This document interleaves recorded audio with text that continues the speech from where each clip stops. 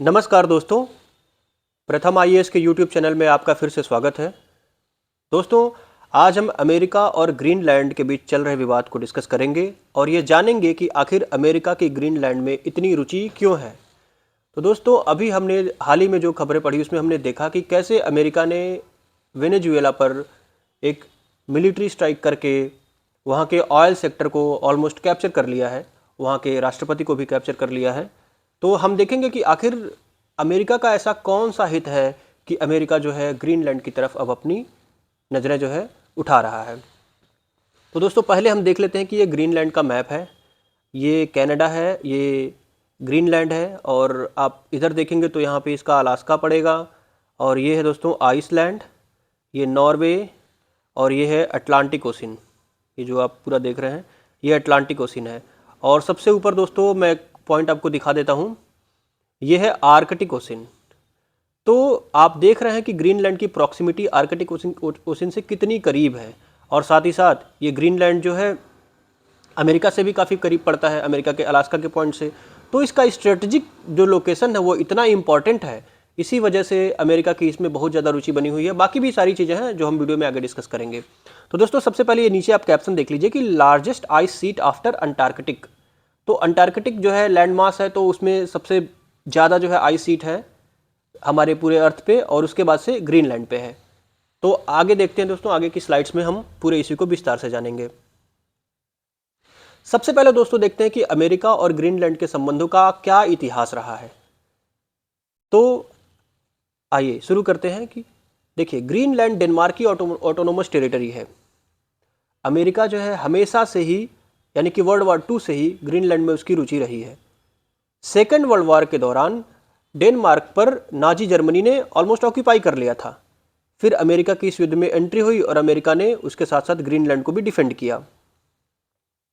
America ने यहाँ पर एयरफील्ड बनाए, वेदर स्टेशन बनाए, और द्वितीय विश्व युद्ध के दौरान अमेरिका की यहाँ पर काफ़ी हद तक मौजूदगी भी रही। फिर दोस्तों, कोल्ड वार के दौरान जो भी उसके सिक्योरिटी कंसर्न थे यूएसएसआर की वजह से, वह अमेरिका ने यहाँ पर रहकर पूरा किया। जैसे कि अमेरिका की मिसाइल अटैक व मिसाइल वार्निंग से सुरक्षा व आर्कटिक का डिफेंस, यानी कि अमेरिका ने यहाँ पर अपने सारे स्टेब्लिशमेंट सेटअप कर रखे थे ताकि यूएसएसआर से उसकी जो कोल्ड वॉर के टाइम लड़ाई चल रही है उससे वो अपने आप को बचा सके। यहाँ पे दोस्तों देखते हैं कि आगे की स्लाइड में क्या है। फिर आगे देखते हैं दोस्तों कि 1946 में अमेरिका ने डेनमार्क को यह ऑफर दिया कि वह ग्रीनलैंड को खरीदना चाहता है, लेकिन चूंकि यह एक टेरिटरी डेनमार्क की है तो डेनमार्क ने इस ऑफर को रिजेक्ट कर दिया। फिर 1951 में दोनों देशों यानी कि अमेरिका और डेनमार्क के बीच यह सहमति बनी कि डेनमार्क अमेरिका को डिफेंस एग्रीमेंट के तहत अपनी परमानेंट मिलिट्री ग्रीनलैंड पर रखने की इजाज़त देगा। यानी कि अमेरिका ने ग्रीनलैंड से आग्रह किया कि भाई हमें जो है ये जो टेरिटरी है इस पर हमें अपना मिलिट्री बेस रखने दो। तो आगे देखते हैं, कोल्ड वॉर के दौरान ग्रीनलैंड को अमेरिका यूएसएसआर से मिसाइल डिफेंस और आर्कटिक सर्विलेंस में मदद लेने के लिए इस्तेमाल करता रहा। यानी कि ग्रीनलैंड को अमेरिका ने यूएसएसआर से जो भी उसको खतरे थे उससे बचने के लिए इस्तेमाल करता रहा। ये मैप है दोस्तों, देखते हैं, इसमें ज़्यादा क्लियर है कि ये कनाडा है, ये यूएसए है, यहाँ पे ग्रीनलैंड है। तो आर्कटिक से इसकी प्रॉक्सिमिटी बहुत ज़्यादा है। तो आप देखते हैं यहाँ तक तो रसिया की टेरिटरी है। इधर हम पैसिफिक में जब चले जाएंगे तो यहाँ से जो है रसिया का एक तरह से आप जानेंगे कि यूरोप की तरफ जो भी उसका इनकर्सन था उसको ग्रीनलैंड के थ्रू अमेरिका काफ़ी हद तक काउंटर करता रहा। ये इसका एक डिटेल्ड मैप है जिसको आप जूम करके देख लेंगे कि इसमें कौन कौन सी नई नई लोकेशंस हैं। अब देखते हैं दोस्तों आगे क्या है। धीरे धीरे ग्रीनलैंड को डेनमार्क से ज़्यादा ऑटोनॉमी मिल गई और ग्रीनलैंड के रिसोर्सेज के ऊपर अत्यधिक अधिकार हो गया। यानी कि आप जानते हैं कोई भी टेरिटरी जब मेनलैंड से ज़्यादा अलग होती है तो उसे कुछ हद तक ऑटोनॉमी देनी ही पड़ती है। इसीलिए ग्रीनलैंड के पास अपना खुद का गवर्नमेंट सिस्टम भी है, लेकिन है वो डेनमार्क का ही। फिर देखिए 2019 में अमेरिका के राष्ट्रपति डोनाल्ड ट्रंप ने पब्लिकली फिर से ग्रीनलैंड को खरीदने की इच्छा जताई, लेकिन डेनमार्क और ग्रीनलैंड ने मिलकर इसे रिजेक्ट कर दिया। अब देखिए दोस्तों, असली इशू क्या है वो हम देखते हैं कि आखिर अमेरिका को ग्रीनलैंड क्यों चाहिए। क्यों भाई अमेरिका इतना पागल है ग्रीनलैंड के पीछे। देखिए, ग्लोबल वार्मिंग से आर्कटिक की बर्फ पिघलेगी जिससे नए शिपिंग रूट खुलेंगे। अमेरिका चाहता है कि इस शिपिंग रूट के खुलने से अमेरिका को ग्रीनलैंड और आर्कटिक रीजन में ज़्यादा से ज़्यादा पहुंच मिल सके। दोस्तों अभी मैं यहाँ पर थोड़ी देर के लिए रुकूंगा और मैं आपको थोड़ा साइंस बताऊंगा इसका कि आखिर ग्लोबल वार्मिंग और बर्फ़ के पिघलने, सी रूट के खुलने से क्या मतलब इसका मीनिंग है। देखिए, हम फॉसिल फ्यूल को बर्न कर रहे हैं, हम बहुत सारा कार्बन इमिट कर रहे हैं। ठीक है दोस्तों, कार्बन इमिट करते हैं तो एटमॉस्फेयर में एरोसॉल निकलते हैं। ये एरोसॉल जब पोलर एरियाज में पहुंचते हैं, यानी कि ग्रीनलैंड, आर्कटिक, अंटार्कटिक में पहुंचते हैं, तो आइस सीट जो होती है, आइस सीट पर ये जम जाते हैं। जब आइस सीट पे ये दोस्तों जम जाते हैं तो उसका कलर जो है ये डार्क कर देते हैं। और देखिए दोस्तों, जो आइस सीट होती है वो प्योर वाइट, क्रिस्टल वाइट होती है। तो जब भी इसका अल्बीडो बहुत हाई होता है, अल्बीडो बहुत ही हाई होता है। अल्बीडो हाई होने की वजह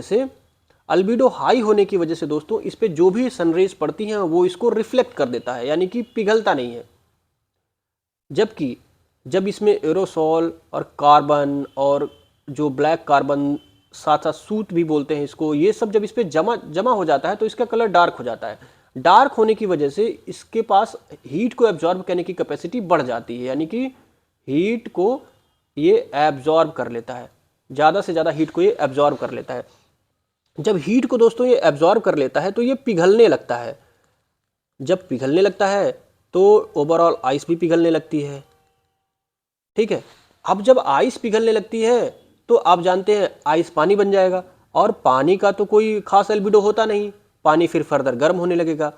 इसीलिए दोस्तों जब पानी गर्म होगा, यानी कि बर्फ़ पिघलेगी, पानी गर्म होगा, तो ये जितना भी आर्कटिक और ये जो ग्रीनलैंड का रीजन है ये शिपिंग के लिए खुल जाएगा, क्योंकि अभी जो है इसमें बहुत ही ज़्यादा आइस है, तो ये सी रूट की तरफ से इसकी कोई मतलब यूज़ नहीं है।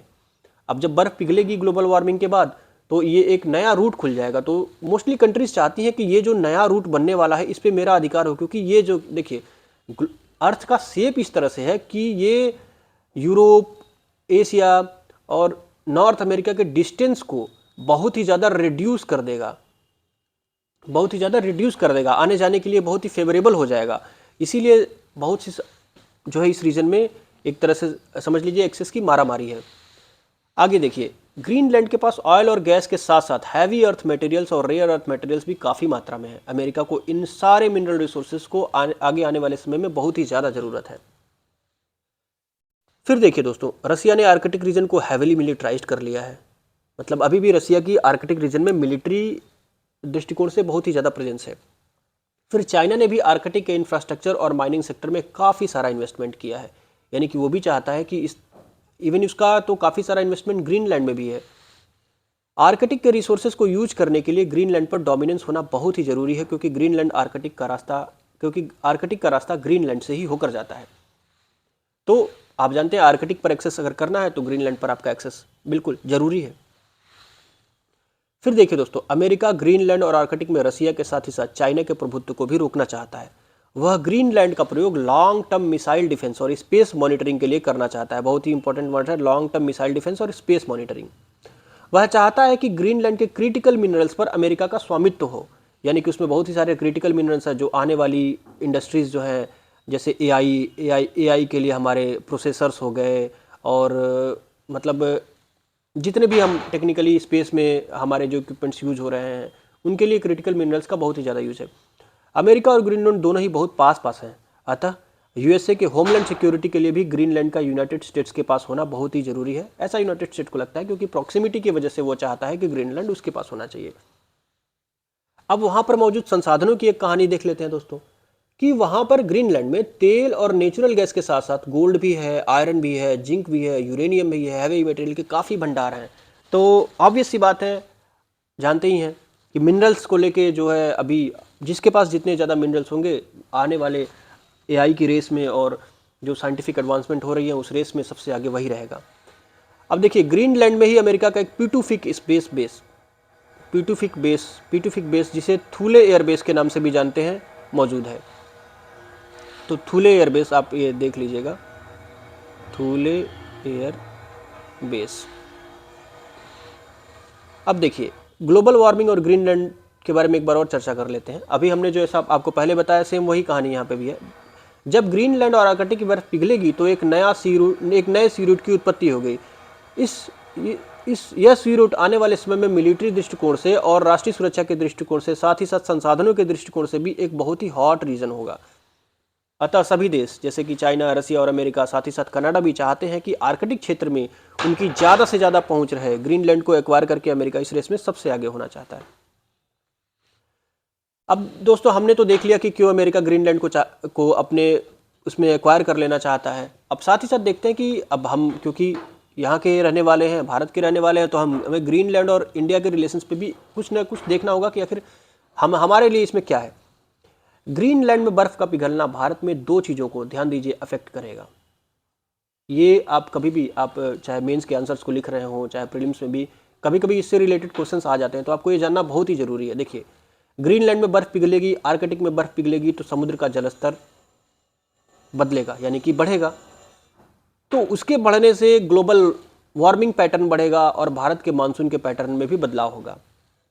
साथ ही साथ आर्कटिक की जलवायु का भारत के कृषि और वर्षा पर बहुत ही व्यापक प्रभाव पड़ता है, क्योंकि विश्व की जलवायु की प्रकृति जो है वह एक दूसरे से जुड़ी हुई है। देखिए, थर्मोहालाइन सर्कुलेशन होता है, ग्लोबल ओशिनिक करेंट्स होती हैं, ग्लोबल विंड्स होती हैं, प्लेनेटरी विंड्स होती हैं, ये सब एक दूसरे से जुड़ी हुई हैं। तो एक जगह भी अगर कुछ भी चेंज होता है तो उसका असर भारत के सेंसिटिव क्लाइमेटिक कंडीशंस, जो कि भारत का मानसून काफ़ी सेंसिटिव है ग्लोबल विंड पैटर्न का, उस पर असर तो जरूर पड़ेगा। अब देखिए, भारत के लिए ग्रीनलैंड क्या है? एक क्लाइमेट लेबोरेटरी है। भारत के लिए ग्रीनलैंड एक क्लाइमेट लेबोरेटरी है। फिर देखते हैं दोस्तों, भारत ने 2022 में अपनी आर्कटिक पॉलिसी रिलीज की थी। इसमें भारत ने बताया था कि आर्कटिक का प्रयोग वह मूलतः जलवायु और पर्यावरण सुरक्षा, climate and environmental security, scientific research, human development और इंटरनेशनल कोऑपरेशन के लिए ही करेगा। और किसी चीज़ को, इंडिया इस चीज़ के खिलाफ है कि आर्कटिक का वेपनाइजेशन हो, आर्कटिक को किसी भी मिलिट्री पर्पज़ के लिए यूज किया जाए, भारत इसके खिलाफ है। भारत ने आर्कटिक अनुसंधान के लिए वहीं पर एक हिमाद्री रिसर्च स्टेशन भी बनाया है, बहुत ही जरूरी है दोस्तों इसको जानना। मिनिस्ट्री ऑफ अर्थ साइंसेस ने वहीं पर national centre for polar and ocean research भी बनाया है, national centre for polar and ocean research. तो दोस्तों यहीं पर हमारी स्लाइड का अंत होता है। तो आपने देखा कि इस वीडियो में कि क्यों यूनाइटेड स्टेट्स जो है ग्रीनलैंड को एक्वायर करना चाहता है और भारत के ग्रीनलैंड से कैसे संबंध है, और भारत और ग्रीनलैंड में बर्फ़ की पिघलने, आर्कटिक में बर्फ़ पिघलने से कैसे नए सी रूट खुलेंगे और कैसे रसिया और चाइना जैसी कंट्रीज़ जो है वो उस सी रूट को अपने आधिपत्य में लेना चाहती हैं, और भारत कैसे अपनी आर्कटिक पॉलिसी 2022 के तहत जो है इसे रिसर्च पर्पज़ के लिए यूज़ करना चाहता है। तो दोस्तों आज की वीडियो का यहीं पर समापन होता है। हम अगले वीडियोस को, यानी कि करंट अफेयर के किसी न किसी वीडियो को लेके फिर से हाजिर होंगे। प्लीज़ आप अगर इस चैनल को देखते हैं और आपको कंटेंट यहाँ अच्छा लगता है तो इस चैनल को लाइक करिएगा, शेयर करिएगा और सब्सक्राइब करिएगा। थैंक यू दोस्तों।